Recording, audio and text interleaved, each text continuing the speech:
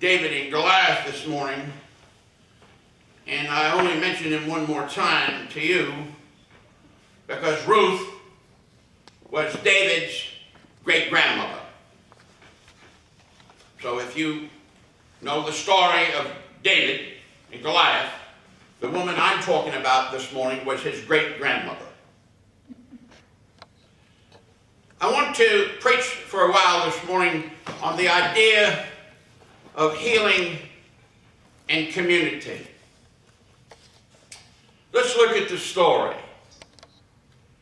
Here's a family, a husband and a wife and two sons, Elimelech and Naomi, whose name, by the way, means sweetness,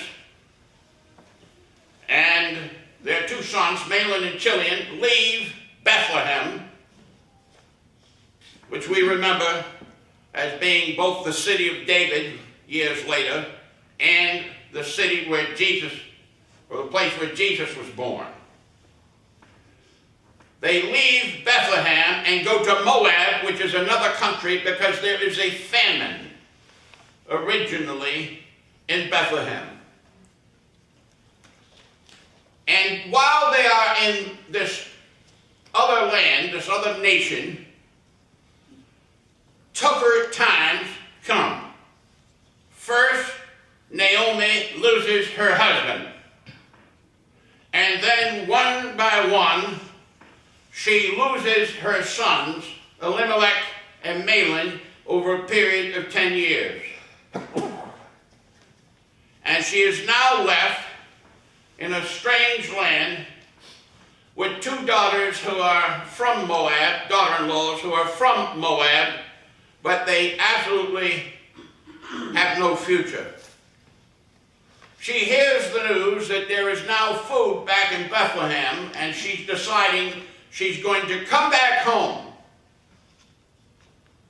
And that's where the story begins. The conversation opens with, now I want to say Oprah, Orpah and Ruth, and essentially Naomi says, look, there's no future with you going back to Bethlehem. I'm going to ask that you find other husbands, go back to your families, start life again. I hope life is good for you, but God has really messed my life up, and I'm going back now to Bethlehem, and hopefully I'm going to find something to eat. What's interesting to me is the context of this. I want to remind us that the Old Testament is the Hebrew Bible, and that it refers to primarily God's dealings with the people of Israel. Now, like any other group of people, they did not have a perfect understanding of God. And Ruth believed that God did it all to her. When times were good, God did it. And when times were bad, God did it.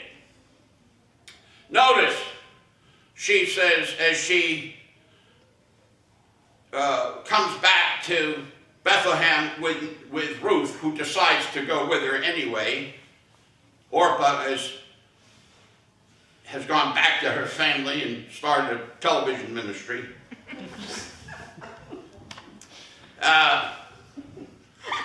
But Ruth goes with her, and when they enter, the people there say, isn't this Naomi? You've come home. And she says, don't call me Naomi anymore. Call me Mara. Call me bitter. Because the Almighty, or God, has dealt with me in a not nice way. Now,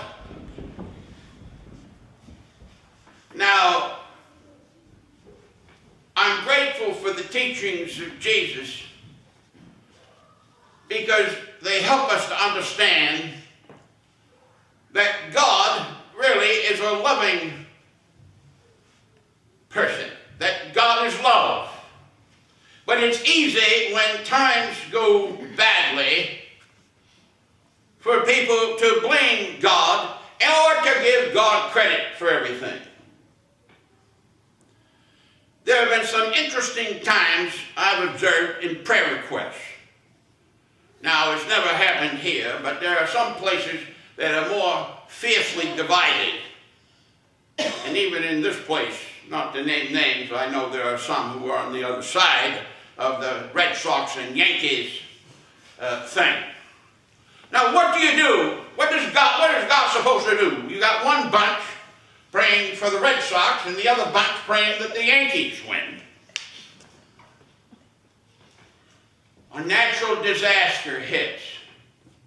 Insurance companies call it an act of God.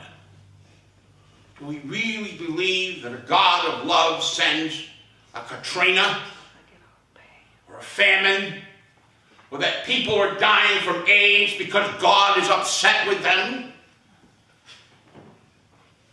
But that was Ruth's belief. Bad things were happening. It must be God's fault. Good time. Naomi. Who does? Ruth. I hope everybody on the internet loves this interchange. Naomi blames God for everything and gives God credit for everything. I'd like to suggest to you this morning that when she went home to Bethlehem, there was a healing, but the healing happened in community.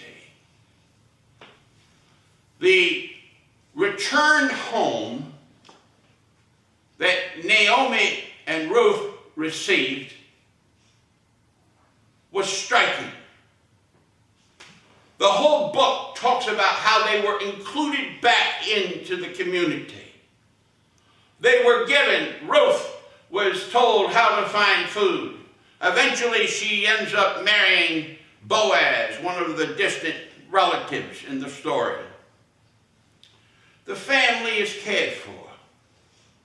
The lesson of this story this morning is that the good things that happen in life is worked through people. There are people in life who can make us bitter, and there are people in life who can make us better. And I think we've all met a few. Naomi was bitter. And can we really blame her? How hard is it to lose a husband and 2 children over a period of 10 years? It was awful. I don't blame her that she was upset. But she went home to a community. And it did not matter the shape that she was returning in. They welcomed her, they loved her, and they found a place for her.